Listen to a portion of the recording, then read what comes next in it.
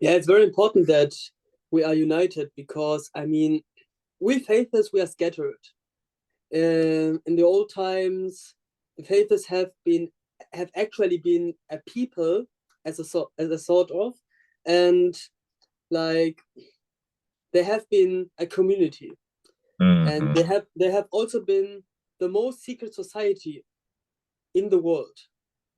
I mean, there are still some, like I still have a theory that there might be some faiths out there who are top secret and who are even more secret than the Illuminati. Maybe it is a possibility, but who It is a knows? possibility. Yeah. Unfortunately, that gives me hope. And also, like, so how are we supposed to like crack the code? Because some of the codes in Oahspe are left out on purpose. So that means we're left out, kind of, you know? Are you talking about image Java or what exactly are you talking about? Well, okay, so the sign of the creator's name, that's published. Mm-hmm.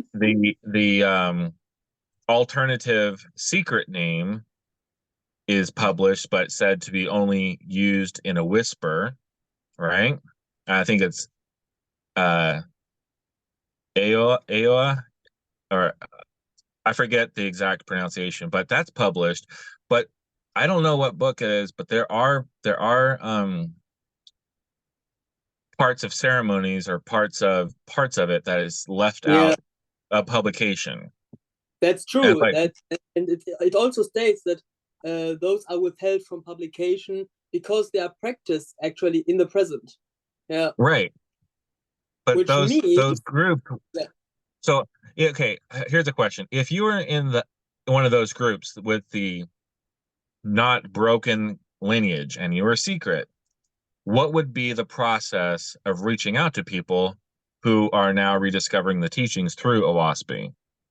I think actually that the secret faith is, if they do exist, that they do not reach out at all. I think that it's more like that the angels actually inspire people who are worthy to reach out to those faiths, the other way Mm, around.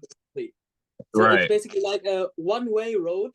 So they Yeah. can only enter, but they don't reach out to us, the public, if Right. That such makes a secret sense. society of faiths exists. Yeah. Yeah. I hadn't really considered that because, so in my mind, I think of lots of different groups as being faithists or types of faithists. They don't go by that name, like Yes. Native American culture and religion is in line with faithist teachings. Zoroastrianism is a religion that is practiced still to this day. But they're not, they've had time to grow and sort of have traditions attached to it. And, so it's not the version that we read about in Oahspe, but they, in my mind, they definitely qualify. But a secret society of faithists that are still going by pretty much everything in the book, I hadn't really considered that. That's an interesting idea. I mean, it is also important to note that we faiths, we do not constitute a religion. Like, we are not a religious group. I mean, uh, Right. faithism is actually like, it talks about religion, if you know what I mean, but we Mhm. are not a religion. Like, we are pure spirituality. We are like, I know how to say it. Do you know the experiment when you shoot a white laser to a prism, and then It, through the prism there is like then the rainbow colors are created? right. All those religions, they constitute those that rainbow spectrum, but Yeah. what Oahspe is actually the white light, if you know what I mean. I do know what you mean, and I really like that. And I'm going to steal that from you when I talk about faithism because that makes it really, really clear. Yeah. Uh, that makes it really easy to understand because it is difficult trying to talk to people. Oh, faithism, the term has been published, for 150 years, but the knowledge is, this whole history, and then religion is fractionated off of it. The prism is a perfect way of just describing that. I like that. Yeah. Okay, so I want to talk about you because this is really interesting. I was just telling my wife, I've never met a faithist who actually has their entire family, or a majority of their family, are also on Yeah. that same journey with you, because my wife and I, and every other faithist I've had the privilege of meeting, is almost basically alone as far as family goes. We all get Yes. connected on the internet, but okay. So how did your family find Oahspe? And what's the story from the very first Yeah. connection to Okay. down to you? Tell me the whole story. Okay. I will start with my birth. When I was born, my family and I have been Jehovah's Witnesses. Okay. And I think you know the Jehovah's Witnesses, right?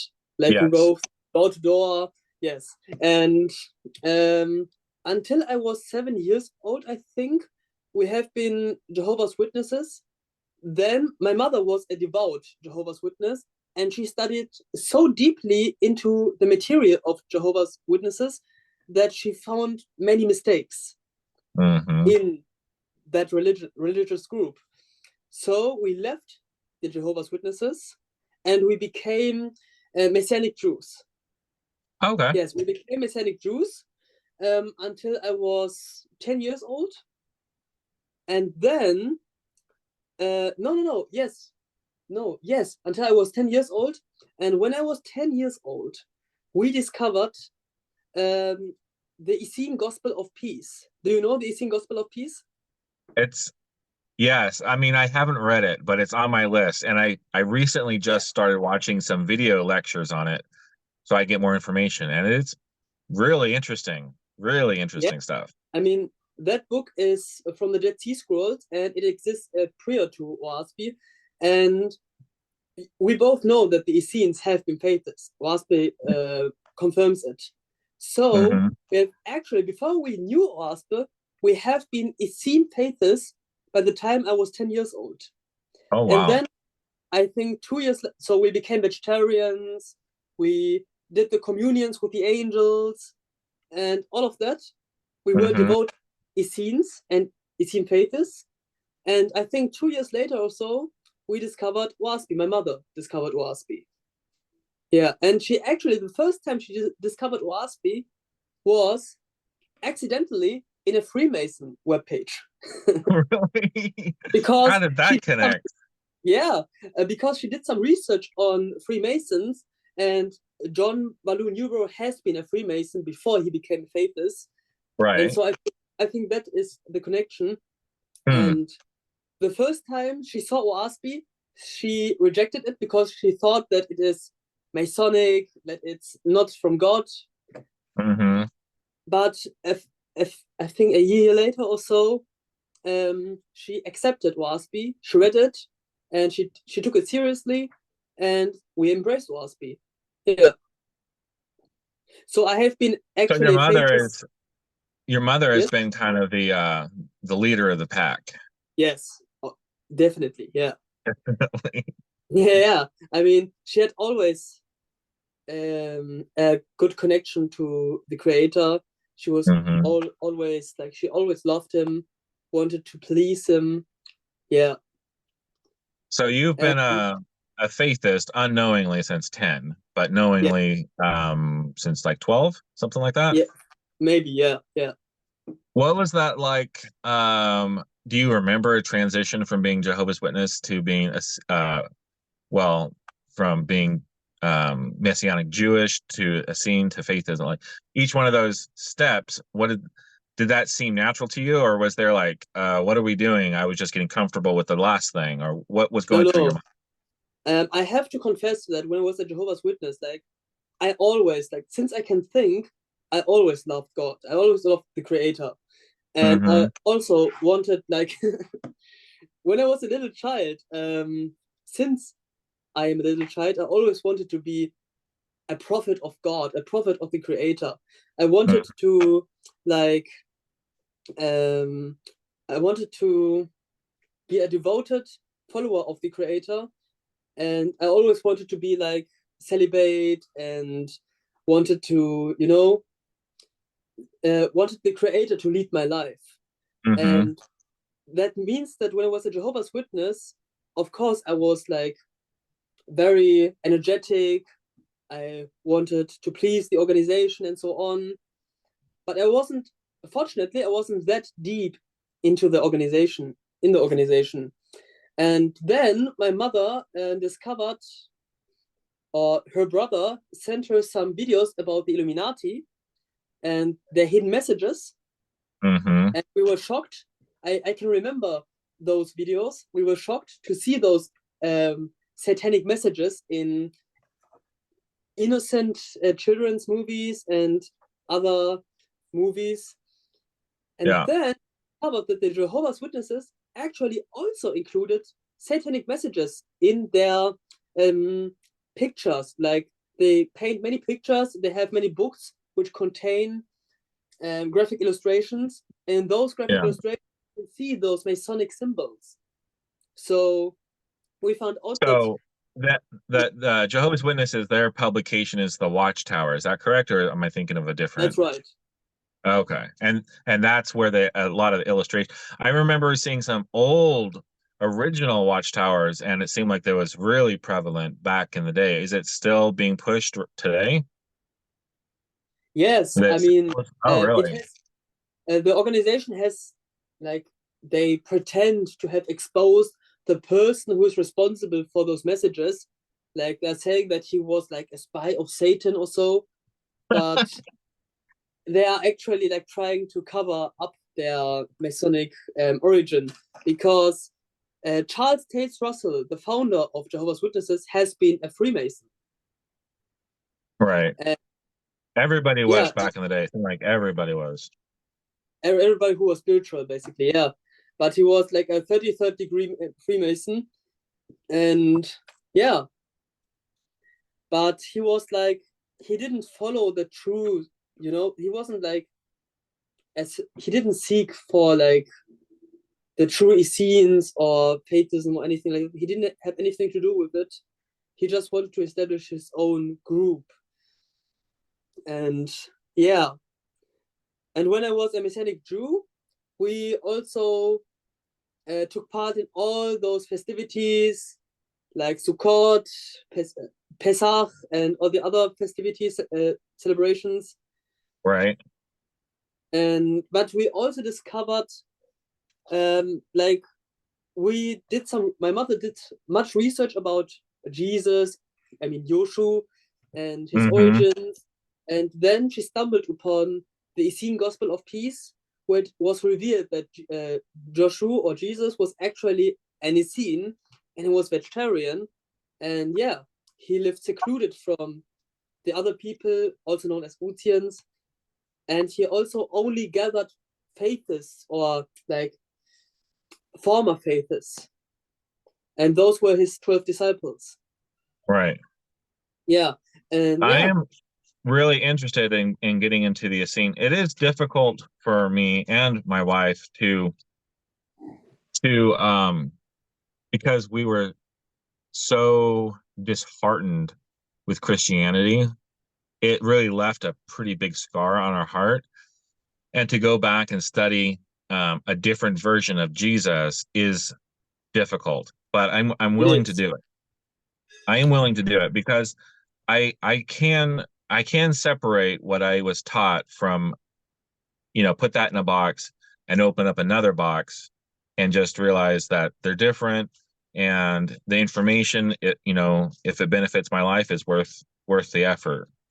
I'm looking for an image in Oahspe, and I wanted to get your take on it, but if I can't find it, I'll just reference it. I'm sure that you will be familiar with it. Do you mean like the panic signs? Oh, I know where that's at. I was looking for a plate. It has the rose on it, but the thing I was looking for, it has the square and compass that is associated with Freemasonry. I was wanting to get your perspective on that. Yes, we have actually a theory at home. We think that the original Freemasons have been genuine Faithists, but we think that the Freemasons, like the Faithist Freemasons, have been infiltrated by the Illuminati or by Satanists. And that's why the Freemasons from today are not Faithists. Yeah. But that would also explain why we can see some similarities between Freemason symbols and some symbols in Oahspe. Yeah, even And the terminology, like yes. the great architect, you know, that Yes. sound, the way they phrase some of the things, like that sounds like the creator that they're talking about. But you know, like you said, the prism, like everything goes back. If you go back far enough and all that different colors goes to the prism, all you get is the pure knowledge of the creator.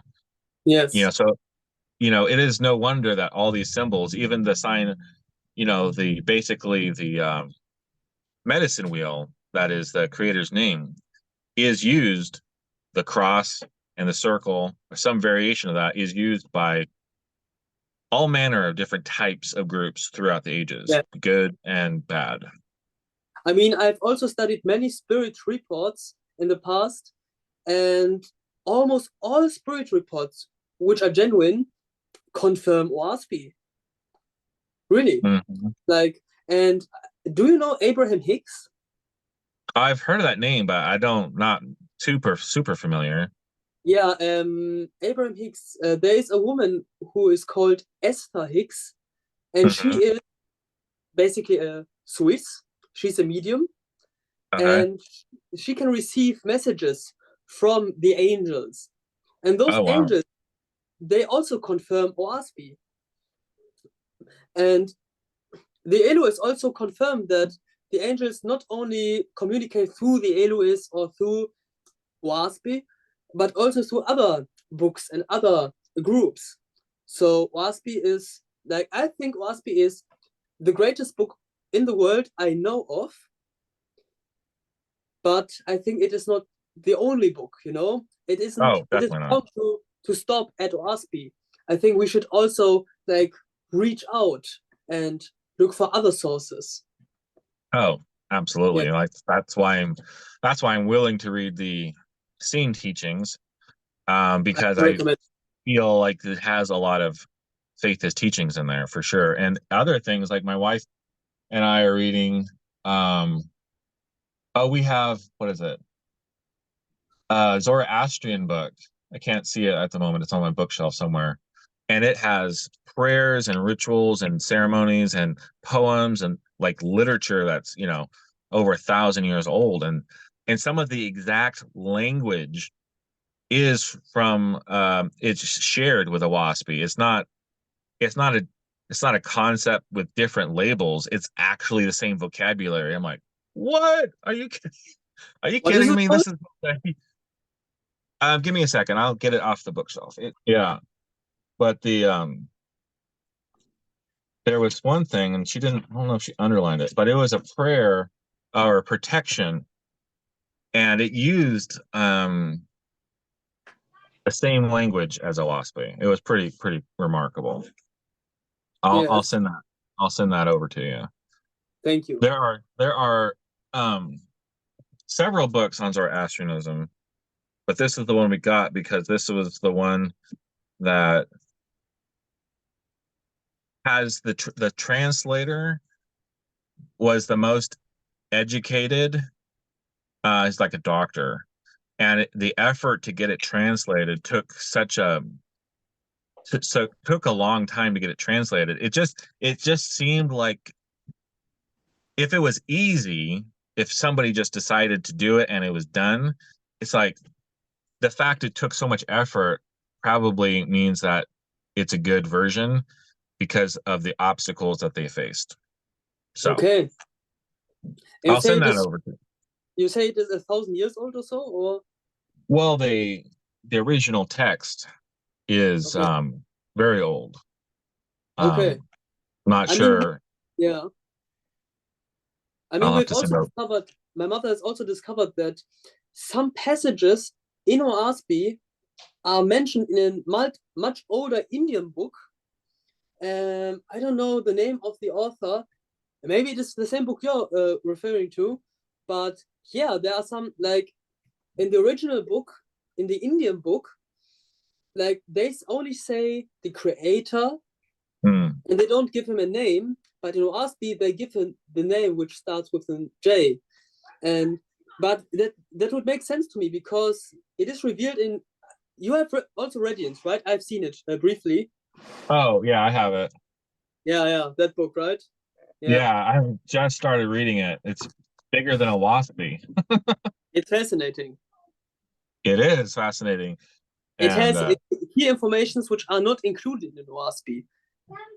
Yeah, yeah, and I've taken like picture of different texts and asked where was this originally published, and they're excerpts from books, like some books, some newsletters, some articles from here and there. And so it's like, okay, now I need to find that original book and read the entire book because now we only have an excerpt out of it. yeah, So so much information out there. It's crazy. that's true. I mean, what I wanted to say is that it makes sense that some passages in Oahspe can be found in other much older texts, because in Radiance it is revealed, the angels reveal that Hmm. Oahspe is constituted by different text passages which are derived from the heavenly library in Right. the second resurrection. So Hmm. there have been scientists from the second resurrection, maybe even some Ethereans, I don't know exactly, but there have been some scientists from heaven, basically, who have sat who have sat in a council, basically, and they decided how to constitute Oahspe. And they collected many different books from the library in heaven Hmm. in the second resurrection, and then they constituted Oahspe. Yeah. Yeah, So that it makes totally makes sense. sense. Because I Yeah. know from another spirit report that every book which has ever been written is recorded in the library. Hmm. All of the lost books are up there too. Yeah. Like everything. Also, the books which have been burned. And the Yeah. angels also reveal that if we are spiritually tuned, and if we have exercised our spirit to be capable of leaving the body, it is even possible for humans, while they live on Earth, to visit the heavenly libraries and to read those books for themselves. I mean, That that would is be, high level research. I yeah, would can you like to be able imagine to do that? that. Yeah. Every night my wife and I pray that our dreams will be a vehicle for learning and discovery and that they'll be inspired by our guardian angels. And sometimes not going to the libraries, but sometimes it does feel like they are instructional, but nothing like going to the libraries and sitting down like and just reading. That would be intense. Yes, definitely. Yeah.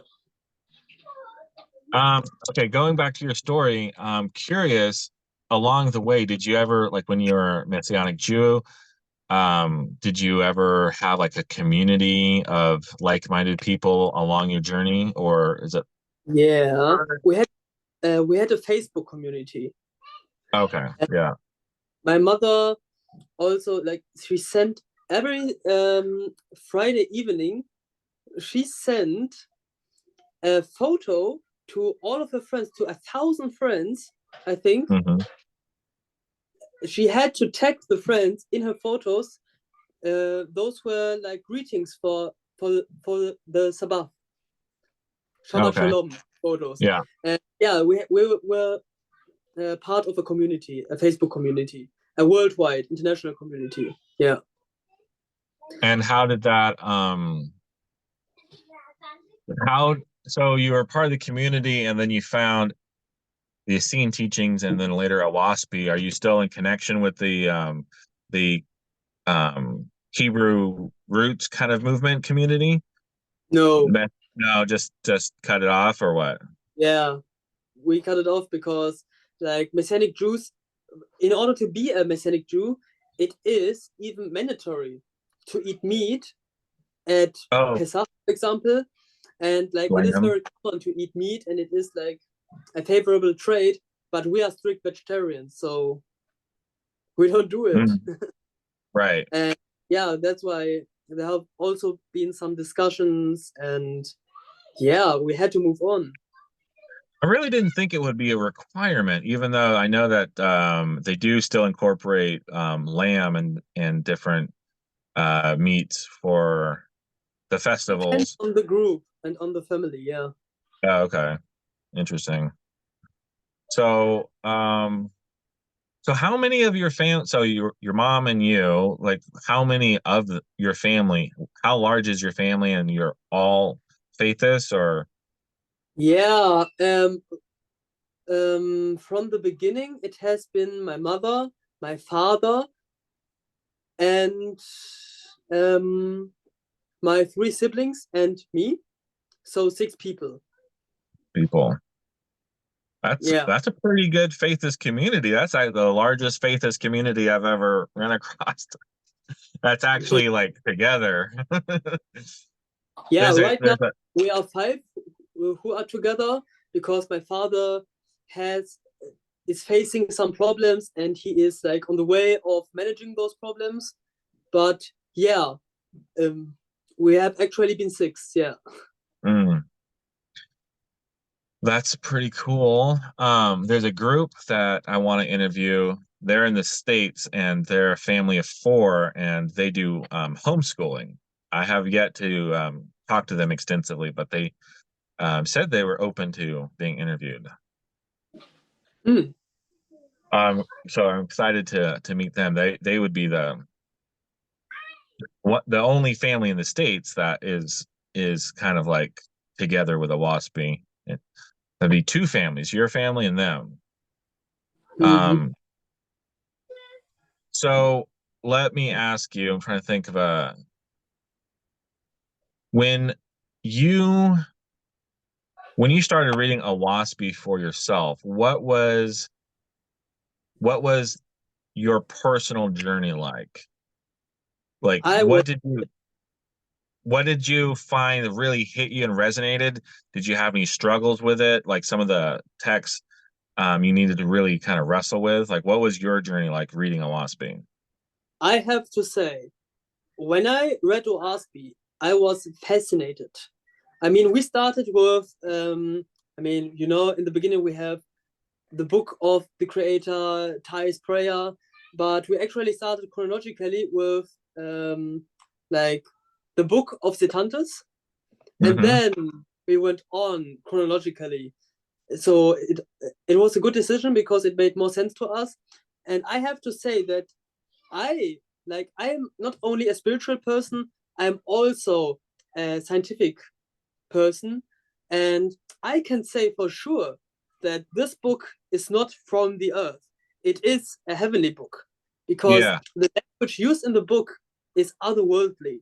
And the best example is the book of Fragapati, because Fragapati is known as the god of wisdom, basically. And he was like, he's the wisest god presented in Oahspe. And if you read his sentences, his statements, they are so densely packed with information.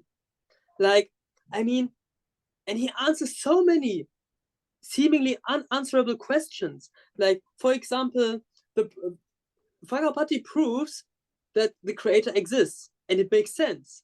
Much more sense than the explanation of Descartes, for example. And his explanation from Descartes is like the most accepted explanation, or if you know what I mean, the most famous, popular Mm-hmm. explanation. But if you read the book of Ragapati, I think that is the best example where you have to admit that it is an otherworldly, heavenly book.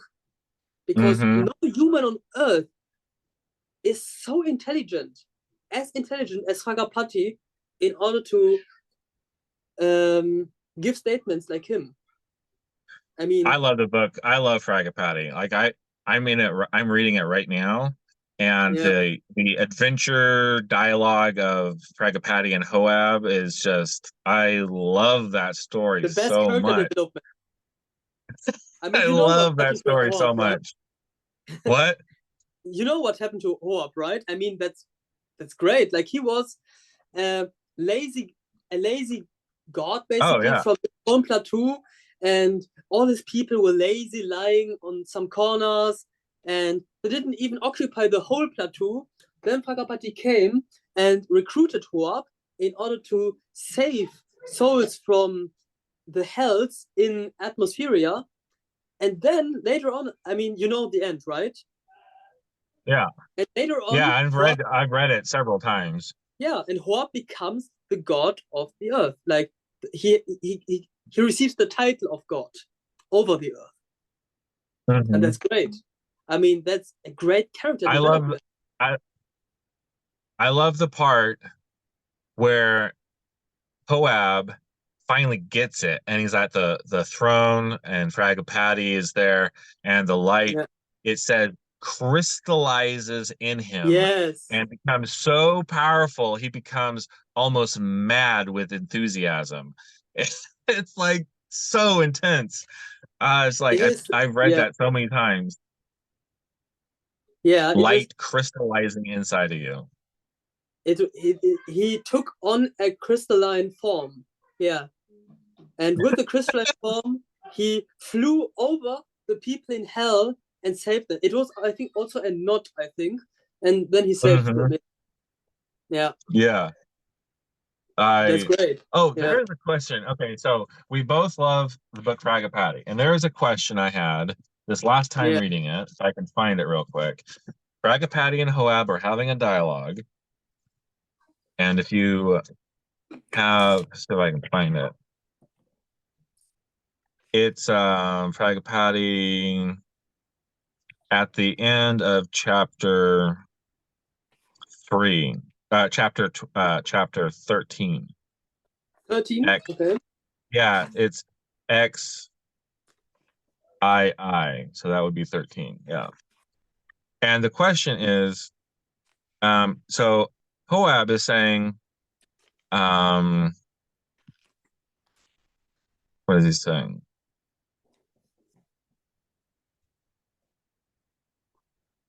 Hoab is saying that Which verse? I perceive my, okay, verse 8, I think, is where it starts. I perceive that of myself I can do nothing but go downhill, or at best keep on an level road.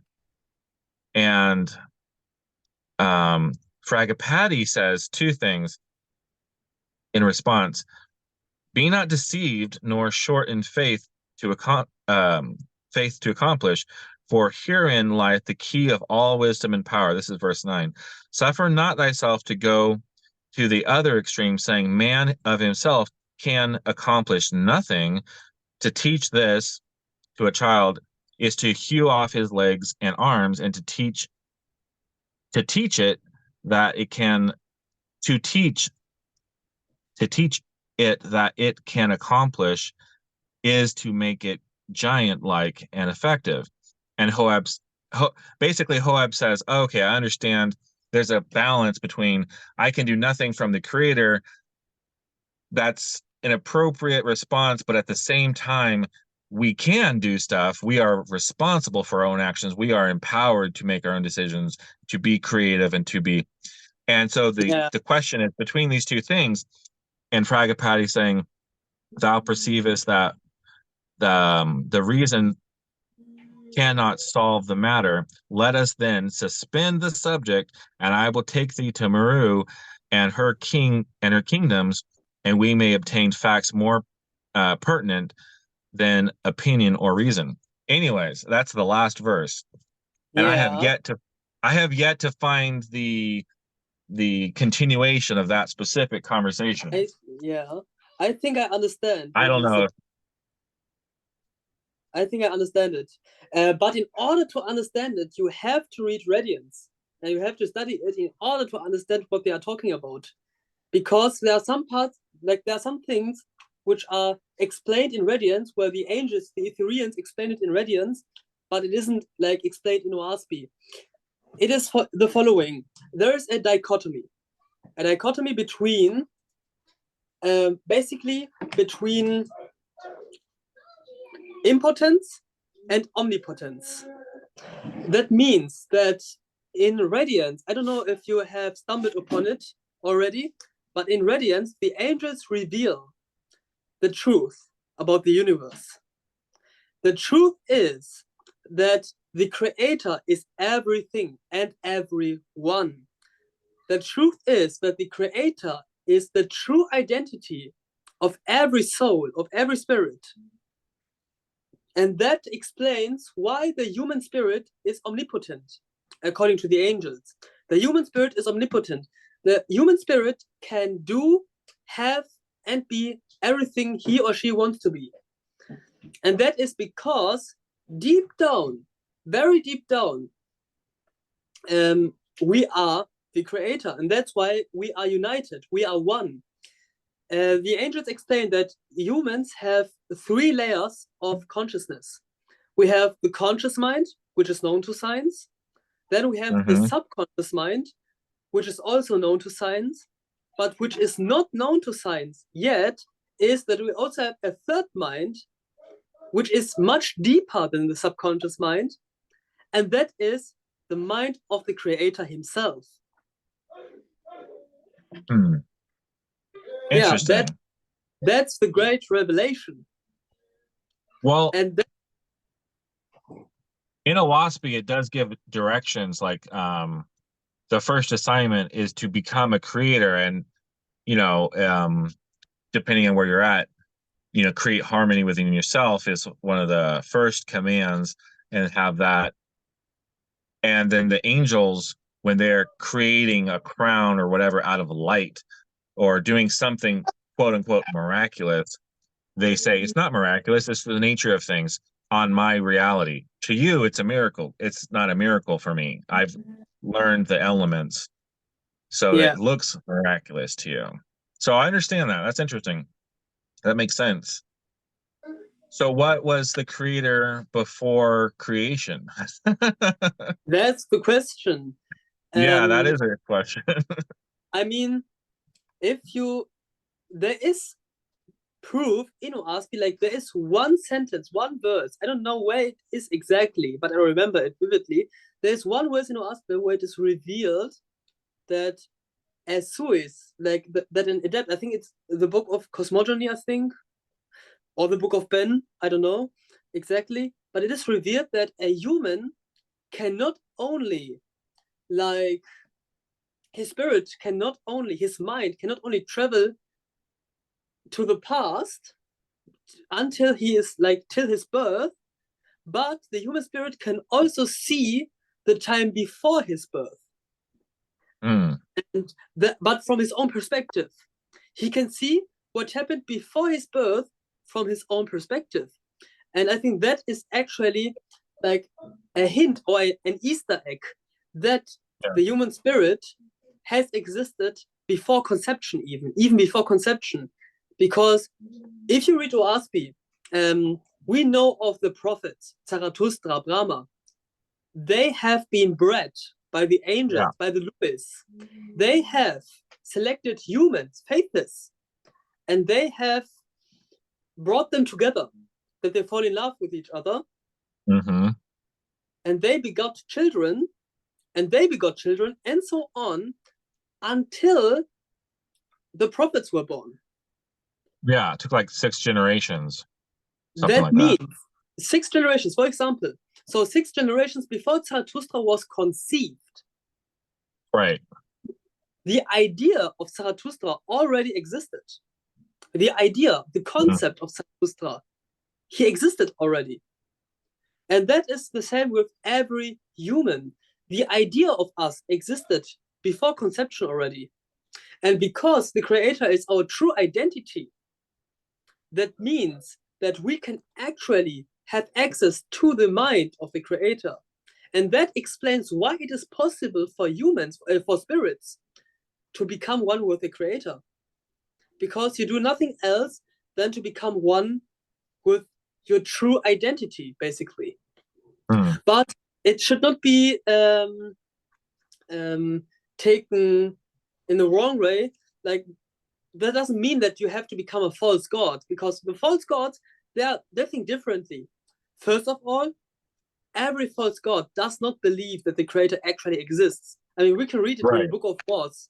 They don't exist that the creator, they don't believe that the creator exists. They don't believe it.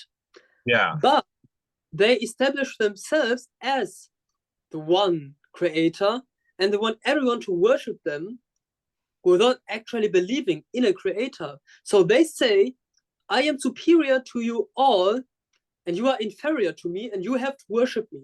So that is not meant with the realization that the creator is your true identity or your true mind.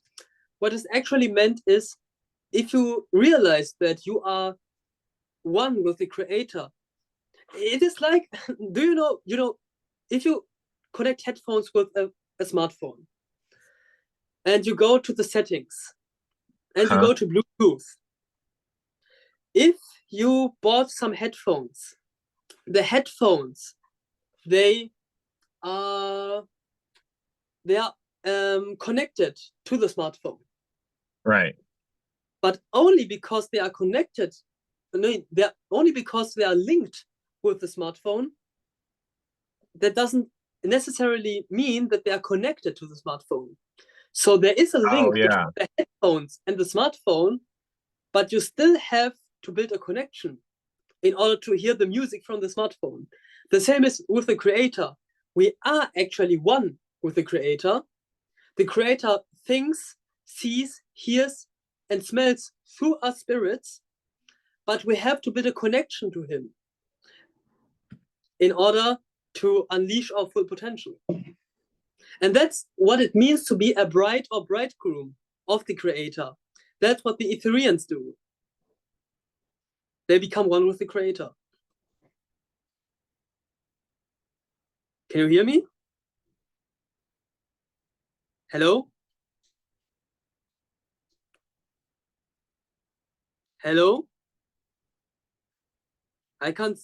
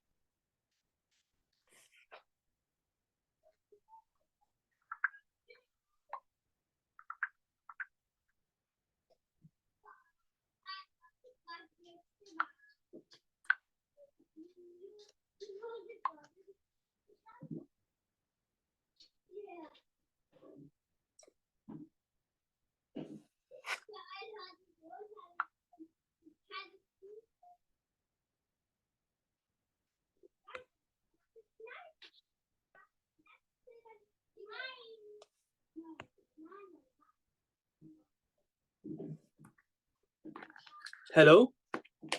I can't hear you. You're still muted.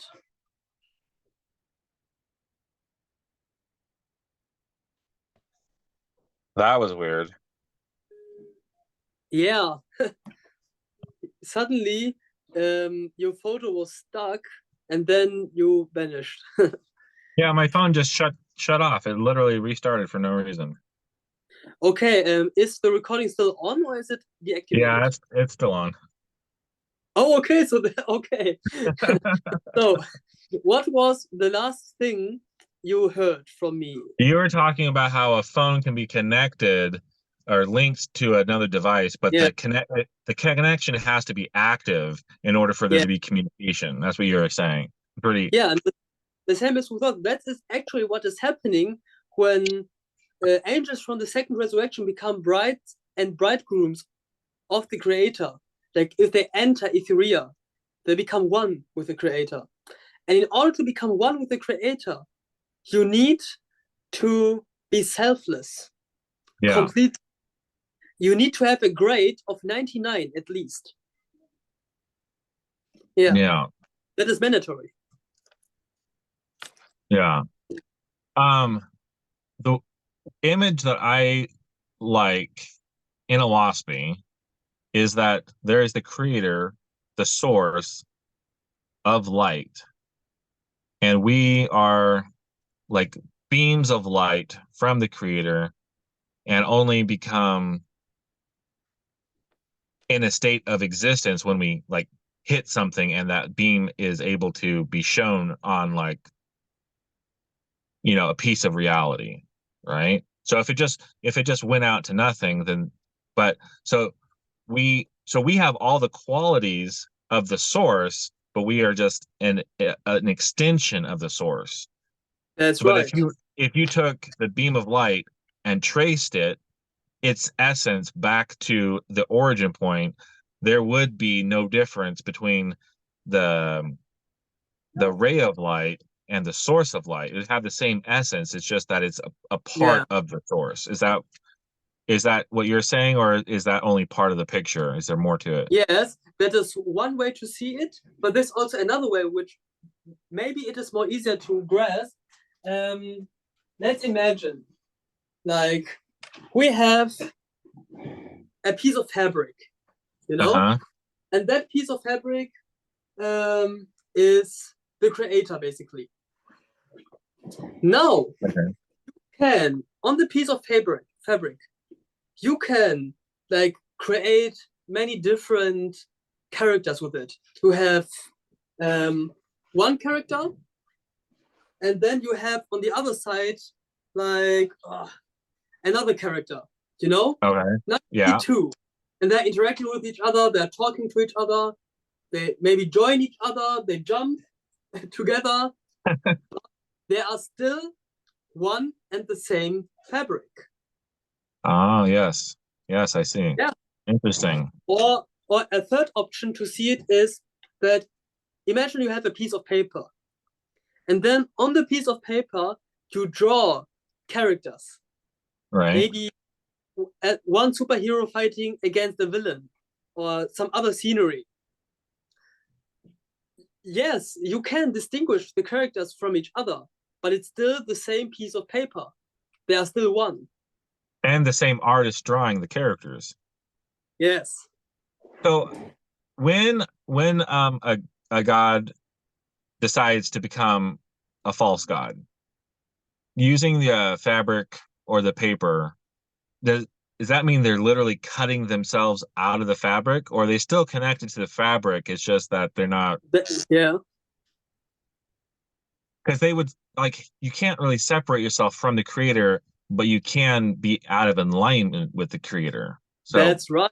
You can only be out of alignment with the creator, but you can't be separated from the creator. That is impossible, which is right, also revealed in Oahspe, because nothing exists outside of the creator's mind, because everything is mind, which right. is the creator's mind.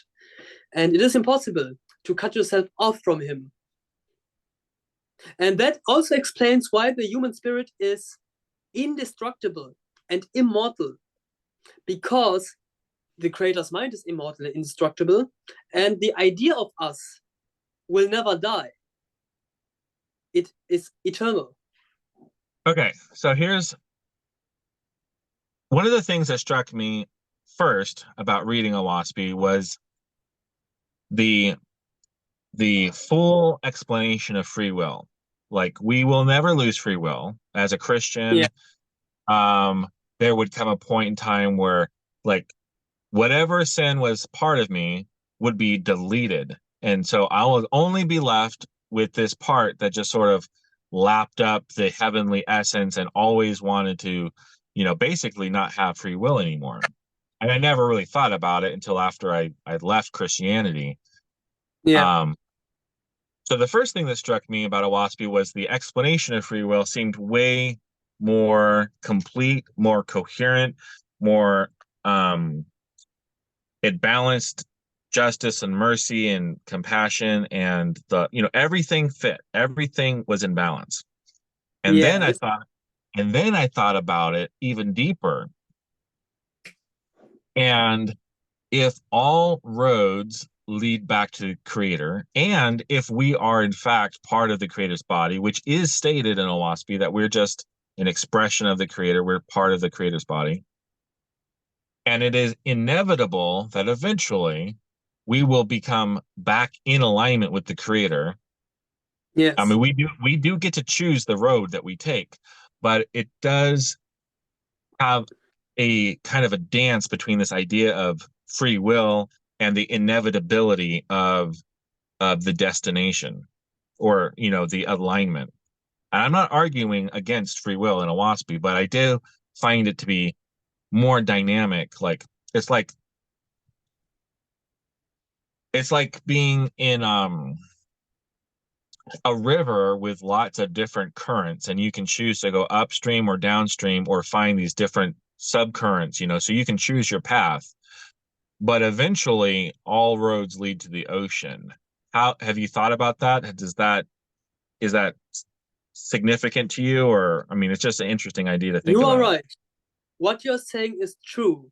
There are many different currents which ultimately lead to the one and the same ocean, which is the creator.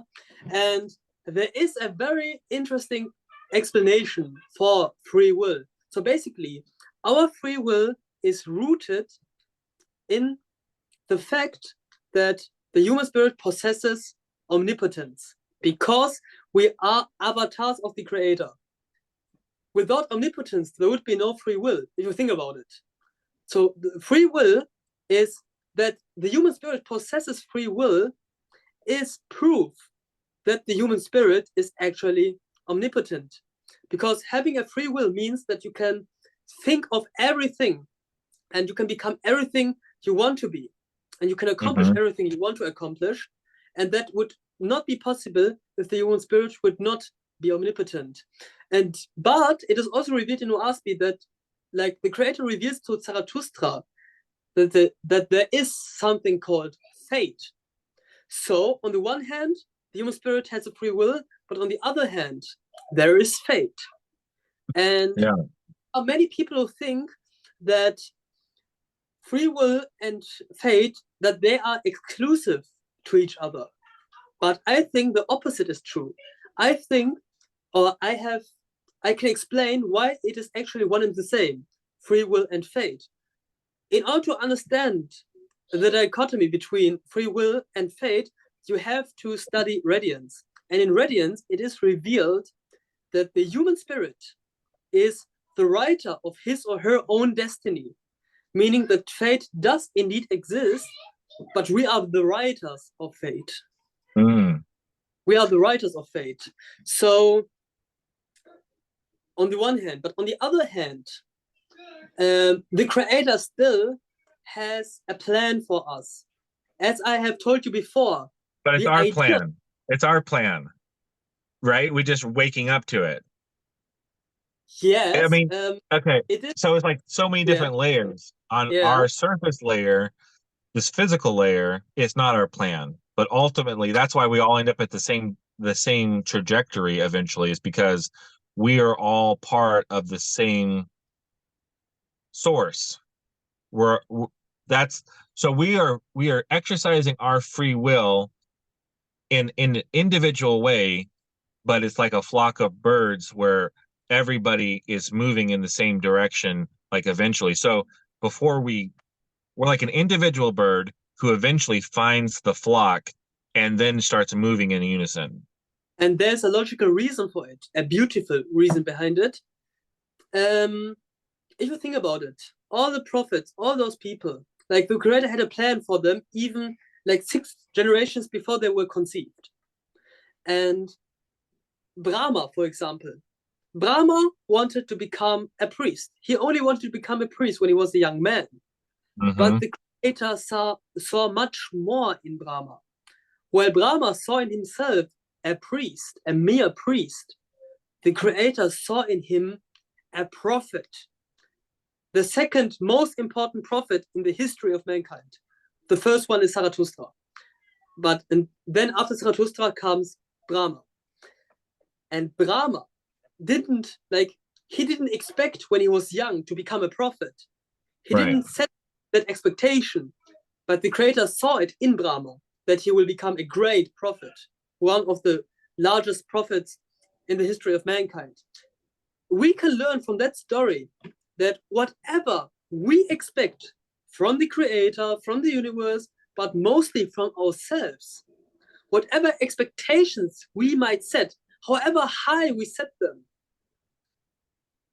the creator always surpasses our expectations.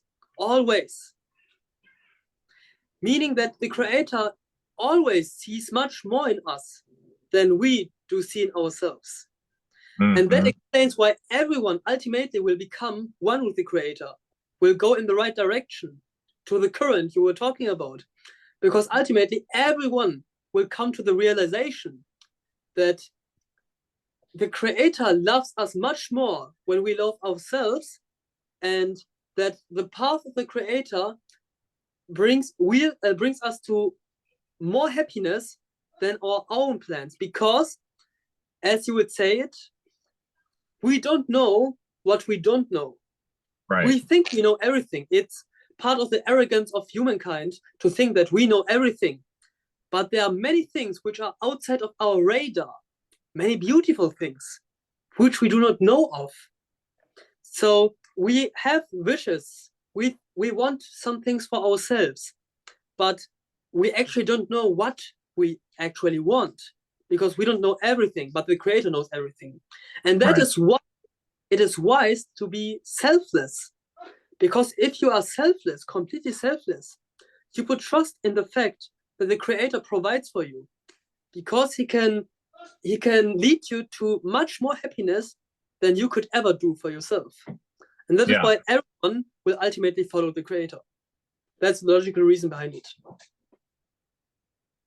That makes sense. And our discussion, the sort of between free will and like fate, how they work together and are one and the same, totally makes sense. I've had conversations where people deny free will, and there's a certain logic to what they're saying, but I've never really been able to even for a time while I'm having a conversation with them, see their perspective fully, because it doesn't really make any sense to me. Yeah. When I have a conversation with somebody, I do try and sort of suspend my own biases. I want to be able to understand the other person. But the argument for free will, I can't do that. I can't, it never really resonates with me, even if I'm pretending that it does, for the sake of the conversation. Yeah. Yeah. It is a complex topic. Yeah. I'm gonna redouble my efforts and start reading Radiance. I'm still only like 30 pages into it. I find it fascinating. I find it really interesting, but I have so many books that I'm trying to read. Like I have a book on Confucius, the Zoroastrian book. I have an Egyptian book I'm reading right now that is a translation from the ancient tombs, the hieroglyphics and the papyrus, and like it's like an old text. Maybe we can exchange books. Oh yeah, that'd be interesting. I think that you know of books which I don't know of, and I have books which you don't know of. Oh yeah. I mean, for sure. I have books on my Amazon wish list. I think I'm up to like, I don't know, 50 books or more, and they're like research books. They're not just some of them are fictional, because I actually find that the fiction that is produced is reflective of the truth, even if the author doesn't know it. Yeah. And we watched The Wheel of Time. I don't know if you watch shows or not. Have you heard of Wheel of Time or watched it at all? I don't think so. I believe it's on Amazon Prime, and it's there. They produced it. Amazon produced it. But they have, in the show, they have a tribe of people called the Way of the Leaf. The Way of the Leaf, and it is faithist through and through, nonviolent, vegetarian, just content to let the sort of, as the wind blows a leaf from this place to that place, they are willing to be blown by the basically the wind of the creator. Like they just very much in tune with not exerting their own force in the world. They want to be placed where they're needed. And they're very, anyway, the Wheel of Time, I read the book that's outside the series. That's sort of an explanation of the world building and how everything works within the series. And the way that they talk about the wheel and the fabric of the wheel and the creator of the wheel, I'm like, you got to be kidding me. Was somebody reading Oahspe when they wrote this? Because there's so much similar. Of course, it deviates, but there's so much similar that it's like, this is a fictional book, but I'm finding a lot of truth in it. Really interesting stuff. I believe you, because the creator inspires everyone, and I think that no matter what your grade is or what your spiritual development stage is, I think that the creator can talk through everyone. Mm-hmm. I think, even if we don't notice it for ourselves. Yeah, definitely. I like the idea of the book exchange. I'll have to make a list of the books. A lot of my books I haven't even gotten around to reading yet, because my wife, so we'll buy a book and either she'll read it first or I'll read it first, and then we'll do our own book exchange. And then sometimes by the time she's done with the book, I'm already on to another book. And then so now we have different branches of it can be hard to go back and actually do the exchange with each other, because we're all have these rabbit trails that we're going down ourselves. Yeah, it's interesting. Okay, I have a question. So when you were reading Oahspe and include Radiance in this as well, was there a topic or a principle, something that you really struggled with, that it took you a while to either understand, or like it caused some kind of a cognitive dissonance with you? What was an issue for you when you read it? Yes. When I read the Book of Wars, like, I always had an internal debate about the topic of Satan. Because Oahspe, I think that Oahspe has no metaphors. I believe every word Oahspe says. Oahspe is not like the Bible, where there are many metaphors. If the creator says something, he means it that way. And we also we should not forget that Oahspe has been constituted by angel scientists.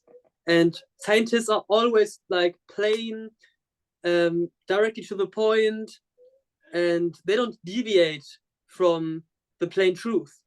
So I don't expect many, if at all, any metaphors in Oahspe.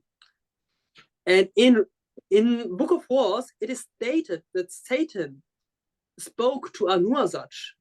Yeah. Yes, because Anuazach was enraged because of Ahura, because he was jealous, and he was cast out by Ahura because Benta Army told Ahura to cast him out, and because he had that huge shadow. And then when he was enraged, and when he was like wandering through the realms, Satan came to him and told him that he was a much greater angel than Ahura, and that he should infiltrate Ahura's ranks in order to rise through the ranks, and in order to become a Lord God, and then to become a false god.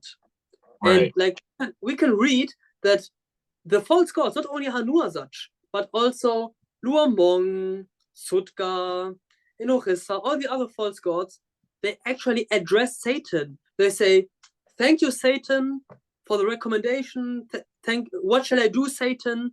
They speak to him directly. They say his name. And I already, like, I'm friends with the Elohists. And I wrote an email to the Elohists, and I questioned, like, I asked them what they think about Satan, if Satan really is like an entity or not. I have to clarify that I don't think that Satan is a spirit per se.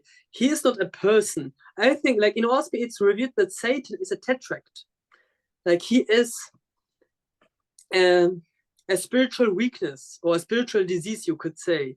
And he's like the leader of all those other 6 spiritual diseases. Like Mm-hmm. Satan stands for tyranny and pure egoism. And they always say that it is a metaphor. Satan is a metaphor. He is not an entity which actually exists and tests humanity or talks to people. But I think that there might be more to it. I think Satan might be more than just a metaphor. First of all, he is a tetract. It is revered. So he isn't like a metaphor. Second of all, Satan, I think that he doesn't have to have a spirit in order to like be an entity. It is possible that he is a mindless entity, that he is like a composite entity, like an animal, and that he, Right. like an animal, can talk to spirits, but a spiritual animal, if you know what I mean. Yeah. No, I understand what you're saying. I'm trying to find. Okay. In the Book of War, so I like the idea of what you said about being a tetract is sort of like a like a disease that we can catch and it can grow, right? Yes. In the Book of Wars, it does say Satan, but most of the time it has the parentheses either around self or Satan. So that But would they're go the in line editor. with what you're saying, is that it's like a cancer that we can either feed or starve, and if it does grow inside of us, it takes on life of its own. Kind of, Yes. yeah, okay. I mean, in That's Radiance, yes. well, that's been my understanding of it. It's not an entity like a fallen angel or like a false god. It's Yes. it's like a principle. It's like if you I know Oahspe's the creator says there aren't any real laws of nature. It's just his presence. But if you take principles, it's a principle. The tetracts are principles that if we expose ourselves to them or don't purge ourselves of them, that principle has rules of how it can grow and develop inside of us. That's the way Yes. I sort of understood it. Yeah. I mean, in the hells in Atmospheria, they have to be purged from evil by either the white light or fire or water, like the more good residents from hell. And it is also revealed in the book of Osiris, who is his actual name is Osiah, but the book is called Osiris. In the book of Mm. Osiris, it is revealed that when Osiah went to a false god, he let the creator shine through him, and I think it was white light, and the white light, because the false god was evil, the white light um, the white light exposed the evil of the false god through black spots in the white light, and the white light was like torture for the false god. Like for people who are pure, of pure heart, the white light Hmm. doesn't harm them. But people who have evil intentions, the white light actually like hurts them, hurts to them. Hmm. Yeah. And I think that the same way Satan is a disease, like you said, and but it is like an intelligent disease. Not it doesn't have a soul. It is eternal because the creator is always creating worlds, and Hmm. egoism will always be a problem for spirits because it is like a direct result from free will. But Satan is an entity, but not a person. Yeah. Um, so I totally agree with what you're saying. Okay, so for me, an issue that I'm still trying to do the math on is the idea of reincarnation because Mm. it's explicitly said there is no reincarnation, but there are plateaus that um, are a facsimile of the physical world with the lenses and the mirrors, and they're designed to give spirits the reckoning of physical life again to learn lessons or whatever.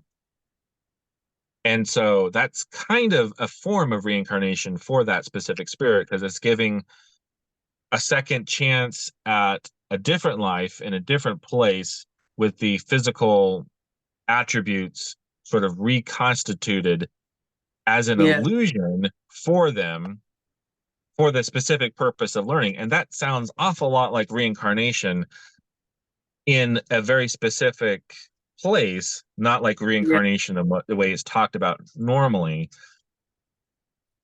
I still haven't been able to, because there's so much evidence for um, past lives. Either we're connected, like it says in Oahspe, to other spirits, and they're projecting their knowledge onto us, and we're picking up on it, which I totally understand and I get.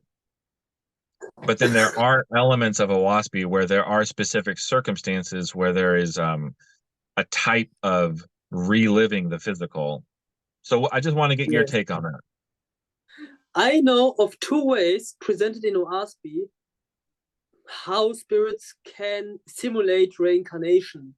First of all, in Book of Satantis, we can read that there have been archangels, and I think archangels might be Orient angels. I don't know for sure, but they are called archangels. They are angels, and they have been like gathered by the god Satantis in order to explore the world. And it is explained in the Book of Satantis that it was a message brought across over all like Ethereal realms, Ethereal kingdoms, and many angels agreed to join the expedition to Earth when it was a young planet. And most of those angels who wanted to visit Earth were actually aborted spirits, Right. aborted spirits who didn't have a physical life, and that's why they wanted to explore physical life. They wanted to visit a physical Earth in order to live out what they couldn't live out in the Mm-hmm. past because they have been aborted or they died as children, as little children. And so they joined Zetantes, went to Earth, and they had the power, they had control over the elements, but they had no physical experience, which means that they were only as like they could create human bodies. Like the movie Avatar, they could create human bodies, but they could not like express their angelic superpowers through their bodies because they didn't exercise the mind-body connection yet, because they didn't have bodies in the past, or they Mm-hmm. didn't lead a full experienced life in physical bodies. Yeah. So they got based, also seemingly reincarnated in that sense, like they were not born again, but they created adult, mature bodies for themselves in order to experience the world. And then I think, they either they mingled with the Asus, maybe even with each other, who knows? And then the Ehins were created. So that is the one way of reincarnation mentioned in Oahspe. And the second way of reincarnation is, have you ever heard of so-called daemons? Yeah. The daemons are spirits who actually want to be reincarnated. They believe that they can be reincarnated. And okay, let's go a few steps back. We have to, first of all, we have to give a definition of life. So in Radiance, it is revealed that at conception, a completely new spirit is created. And it is revealed that if you are conceived, that you are not an old spirit inhabiting a new body. The Creator Right. made it in a way that if you are conceived, if the sperm enters the egg of the woman, then a new spirit is created, a completely new spirit. But there are angels from the first resurrection who are called daemons, like Daemons, daemons, and Mm-hmm. they enter the bodies of freshly conceived babies, and they cast out the true spirit of those babies, and then they lead a new life through the body of the babies they cast out. I have heard of that. So they cast the spirit out. They're not just hijacked. They're not just not traveling in tandem. They just, and then so that spirit basically is equivalent to it being aborted. Basically, is that right? Yeah. They are cast out the spirits because they are inexperienced. They can't defend themselves. Right. And I think that it is possible that, but that isn't the only way. It is also possible that the spirits live in symbiosis with the actual spirits. And that's why there is, for example, schizophrenia, multiple personality disorder. They are all results from that those attachments. Yeah. Yeah. And to me, that's where the reincarnation stories come from, is these hijacker spirits that are just sort of leached on to these children and giving them the memories. Yes.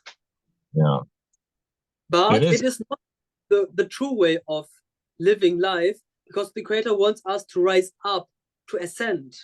Mm-hmm. Yeah, not to be a leech onto poor defenseless spirits and just keep going over and over and over again.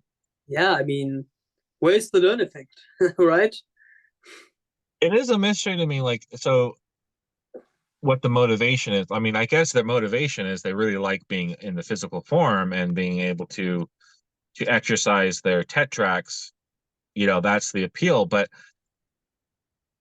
from like their perspective, they must have some kind of glimpse of a better, more light. There has to be.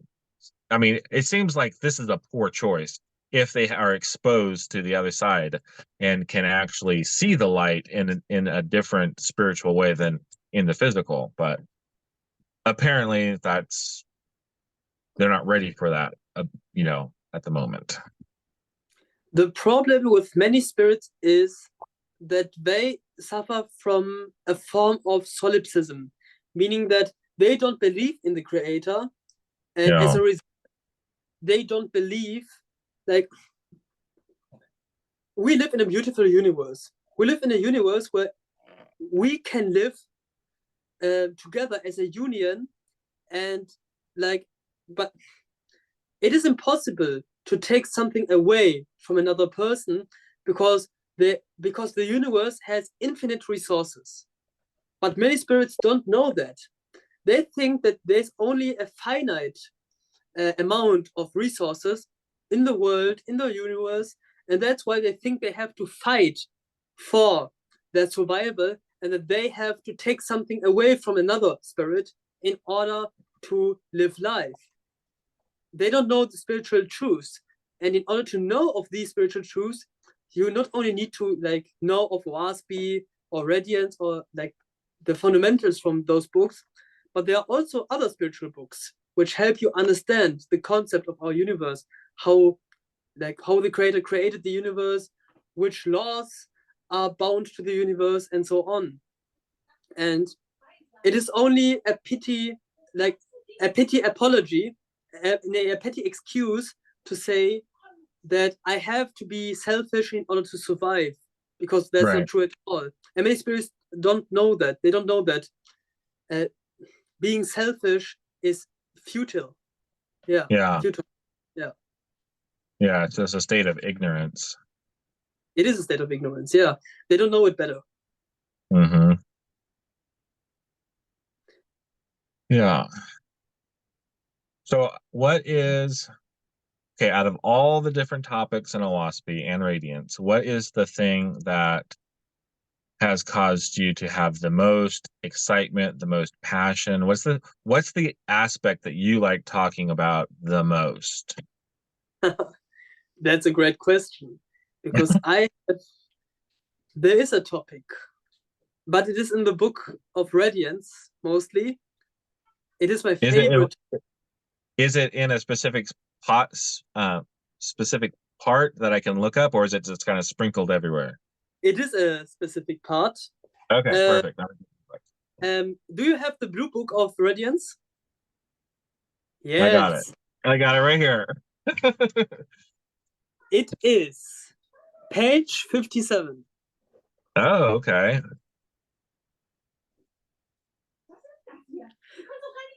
The science and power of vortices. Oh, awesome! Because I've really been trying to study the science of Oahspe, so this is perfect. That is my favorite part in Radiance. That section, because it explains perfectly what the problem in the world is, what the source of all evil is, and how to battle evil. I mean, shall I read it out maybe for the people who are listening? Yeah, if you want to, that would be cool. Okay, let's go. So, Radiance, page 57. The science and power of vortices. Thinking of self, desiring for self, willing and working to gain or accomplish for self creates a mental vortex of force to the physical center of the focus, self. This mental vortex of thought, feeling, and determination, like the magnetic vortex of the earth, binds everything to the earth, the physical body. Consequently, when a man dies, he finds he is in this mental vortex, earthbound by a lifetime of self-interest and self-seeking. The comparatively few persons who forget self and sacrifice and work for others, whose desires and aspirations and activities are for the welfare of all humanity, create a vortex which exalts them into the finer zones of spiritual force away from the planet.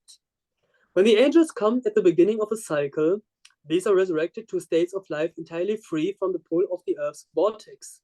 They gain the liberty of the sons and daughters of the eternal.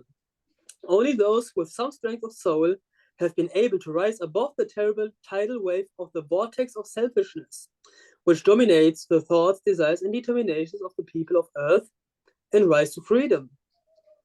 As the majority of persons born through the ages have been of the selfish or self-centered type, the magnetism of the Earth's vortex near the Earth has been overcrowded with the earthbound minds of the people of Earth. This composite of minds developed an astral vortex like the Earth's vortex, but of a greater velocity and sentient substance. Its inward driving force crystallized a planet of this dark sentient substance at its core.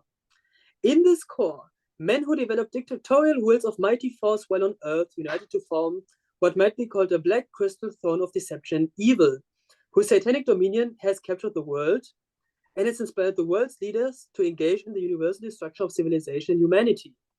This dire fate would now culminate had not the will of almighty benevolence foreplanned the development at this time of a sun vortex of benevolence and given it power to expand from the very core of the earth outwardly with ever increasing velocity until the vortex of darkness and selfishness should be disrupted and destroyed. And the myriads of souls bound in its coma of inertia are awakened, liberated, and whirled out to states of liberation and progression.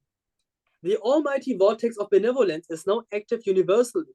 The dominance of the vortex of unselfishness has been awakened, and the darkness which has hidden the realm of soul reality is about to be dissipated forever so that mankind can live and act benevolently on earth as the angels in heaven.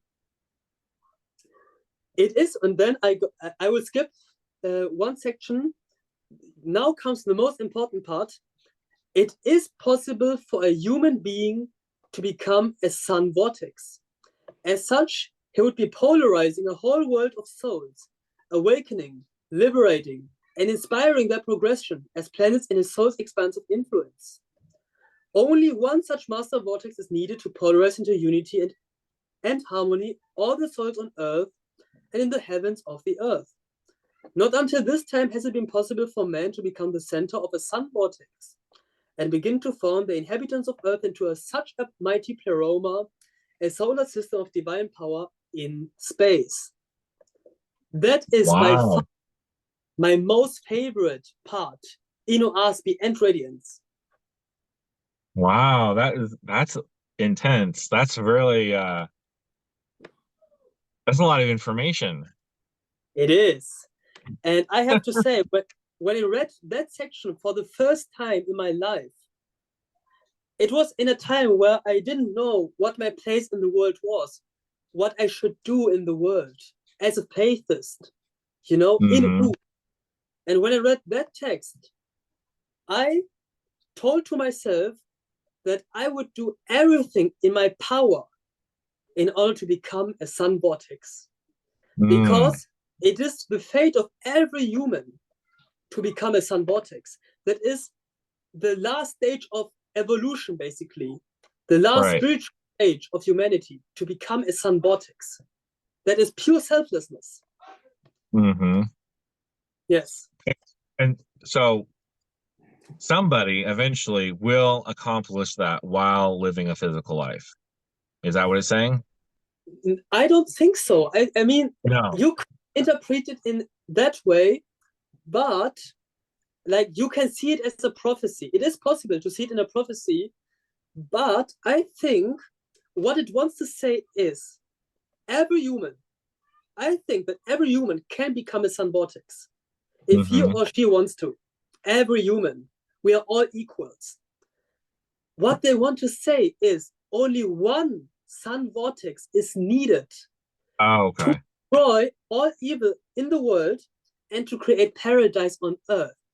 That means that one spirit has the power to destroy all evil in the world and to create paradise on earth. That is the potential of one spirit, of every spirit. The potential.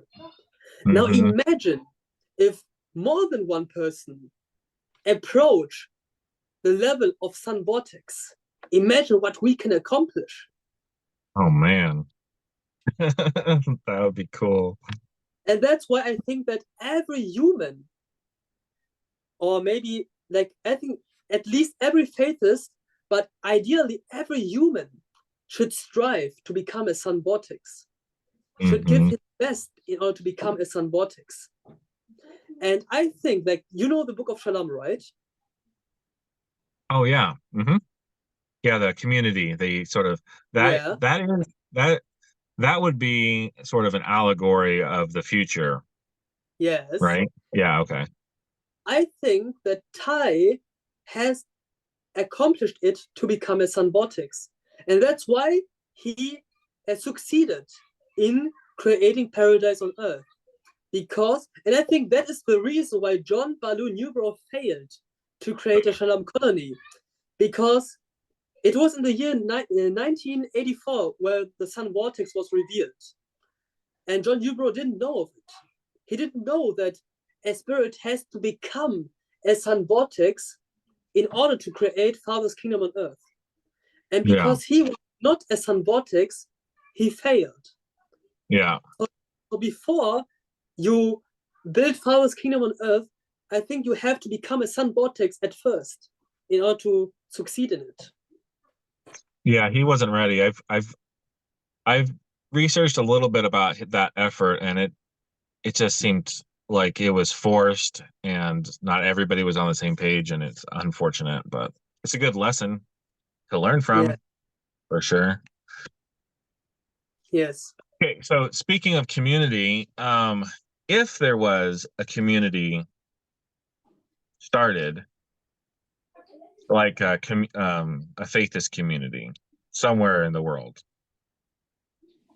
what would that look like for you, and what would it take for you to, what would you have to see in order for you to be willing to join it? Because I know, since I've read especially Shalom, like the idea of a community has been wanting to either start or to join or to keep my eyes out for the possibility of it. So yes, let me just phrase it that way. If a portal would be open suddenly in the room, and there's a voice which tells me that if I pass through the portal, I will join Shalom. I will do it straight away without thinking twice. Yeah, me too. Because I belong I don't belong here in Uts. I live here. but I don't belong to Oahspe. I don't belong to this world. I can't, like, I have empathy for the people around me. That's true. But I also know that the world isn't how it is supposed to be. Mm-hmm. And I want to live in Father's kingdom on earth. I want to, really, without Yeah. any second doubt. Yeah. And I think in order to be worthy to join Father's kingdom on earth, you have to follow the Zarathustrian law. I think that is the key. But I think like there is a section, a verse in Oahspe where God revealed, I think it was to a false god, the god of the particular era, revealed to a false god that his kingdom doesn't have actual laws per se. That the people from his kingdom automatically follow the creator's will. And I think that's also what the Zarathustrian law resembles. I think it isn't a law per se. I think the Zarathustrian law is, on the one hand, a recommendation how to become one with the creator, on the one hand, what to do in order to have an easier way, an easier process of becoming one with the creator. And on the other hand, I think the Zarathustrian laws are indicators on how a person who is one with the creator looks like. Mm-hmm. What a person who is one with the creator looks like, how he or she behaves. Right. So the Zarathustrian law has two functions. It has a recommendation function and it has an indicator function, basically. Yeah, that makes sense. And I think that is the codex, basically, the code of Faithist. Mm-hmm. I'm gonna have to go back and read. I have actually printed out specifically that set of command, because there's like the commands are given several different places for different people and different times. But yeah, that one spoke to me as well. I got to remember, go back and look at that one. Yes. So you think that's the cornerstone, that like the cipher to break the code of development, basically. Yes. And it is also important not only to study Oahspe, but it is also important to study the Essene Gospel of Peace, mostly because of the diet of Faithist, because the Essene Gospel of Peace reveals what the perfect diet looks like with actual scientific measurements. Like how, like what you shall include in your diet, what you shall exclude in your diet, and also how to purify your body in order to become a temple for the creator. See, that would be really helpful because I have struggled I have struggled to take the knowledge from Oahspe and translate it into a daily sort of ritual of living. I know it gives instructions, bathing, praying, being a vegetarian, it has things, but I'm going to have to look into the gospel of peace because I really want sort of where the rubber meets the road. This is what your body needs, and this is exactly how to do it. Yes. That's what I want. I don't want to guess. I want to just know, like have real instructions. I have to admit it is a strict diet. And right now, I'm not following the diet 100%. And if I am really honest, then I am not 100% following the Zarathustrian law. But I want to. I'm working on it. Mm-hmm. There are some things, like I am a vegetarian, like the basic things, the most basic things I follow, like the most important laws. But there are also small laws, like fine, like some sort of fine tuning, which I have to do with my spirit. And that's what I have to be working on. Yeah.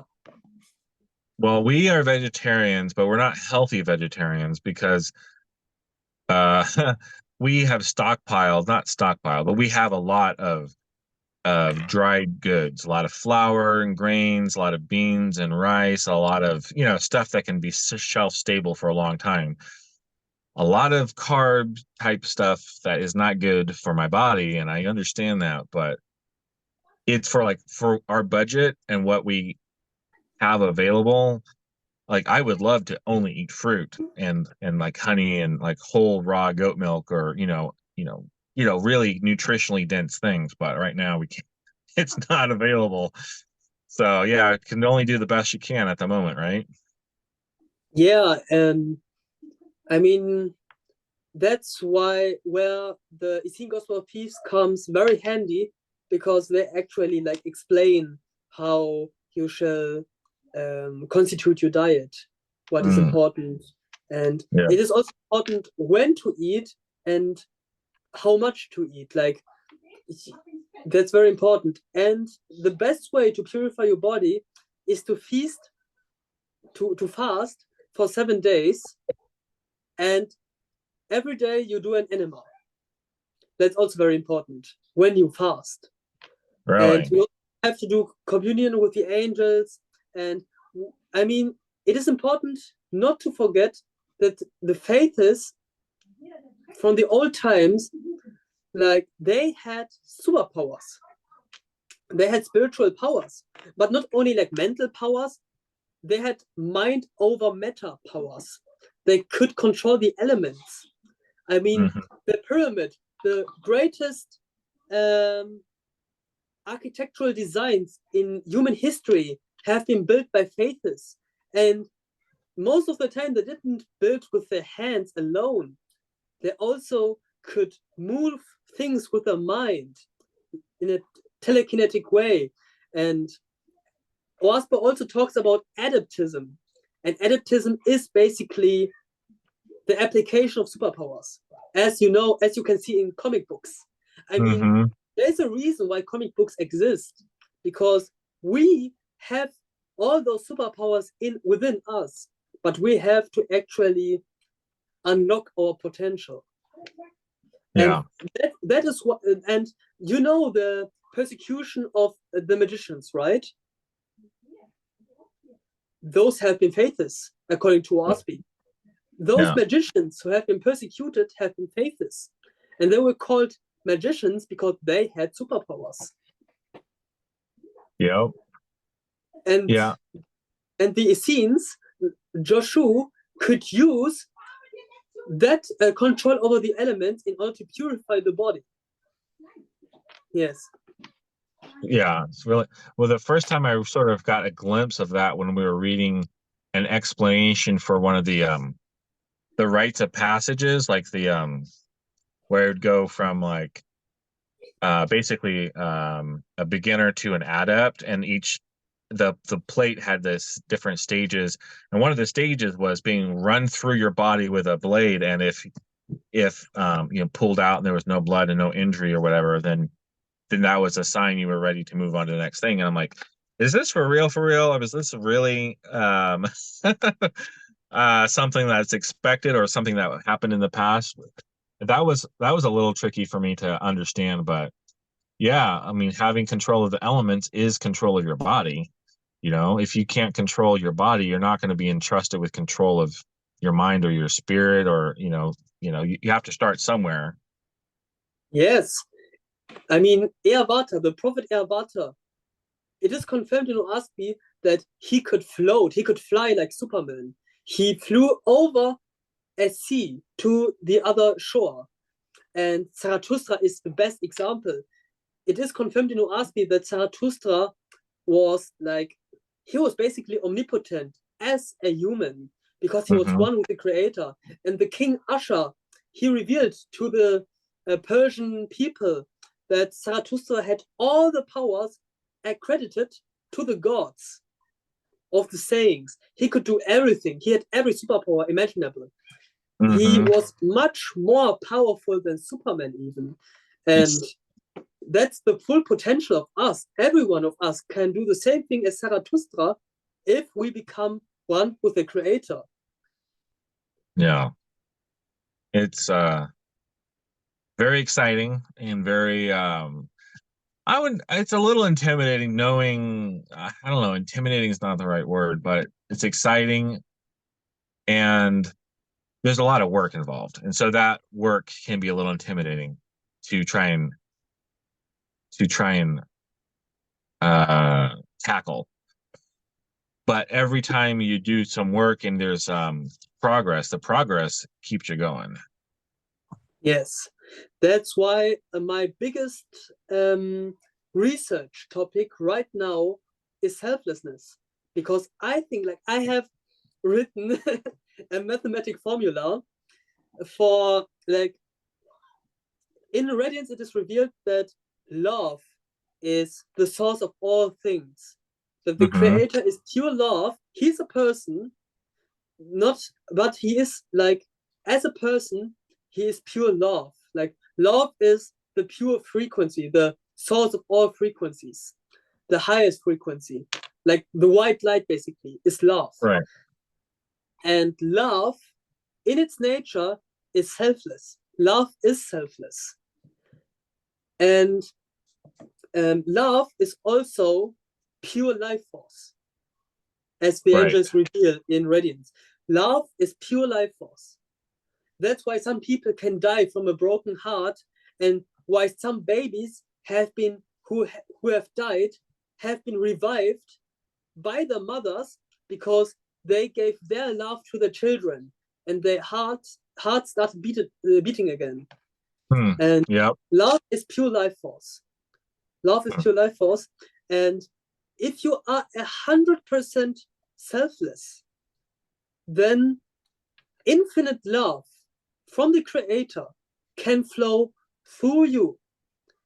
And I think that if infinite love flows through you, then you fully unlock your omnipotence, basically. So selflessness, I think, like, yes, I have a mathematical formula for it. It is like you have ein Bruch, at the top you have the love, and at the bottom you have the selfishness, and the less selfish you are, the more love can flow through you. And that is why I try to attain pure selflessness, because I think that is the key to unleash my full potential. Yeah.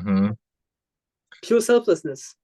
So do you have a mathematical formula written down, or is it just sort of an idea in your head? I would love to see what you have written. Yes, I have it. I can. When we get done here, if you send me the picture, I can edit it into the video. Okay, yes, I will do it. Yeah. That'd be cool. I would be excited to see that. Yeah. It is the thing that is, I mean, it should be the focal point. For me, the struggle is maintaining that focal point throughout the day, because when I'm thinking about it, then I feel like my consciousness, my energy shifts towards that frequency, and then I start doing something, and I don't turn into pure evil, but it's like my focus has shifted, and only when I catch myself being selfish, that's a trigger. Like, oh, I'm out of alignment. Now I can shift back. It's my failure is what causes me to realize I'm out of alignment. The struggle of maintaining that